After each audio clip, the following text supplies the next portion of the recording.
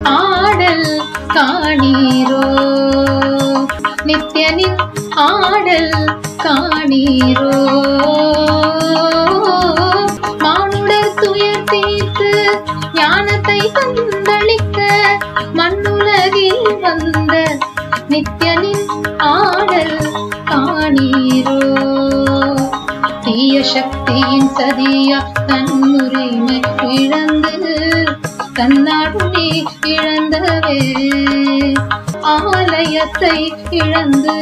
ஆகம கல்வி இழந்து தெய்வத்தை நீ மறந்த மாயையில் மாய்ந்து நீ பொன்பொருள் வேண்டி தர்மத்தை நீ விட்டனைய உனக்கு சத்தியத்தை குறைத்து சைவத்தை நிலை காட்டிய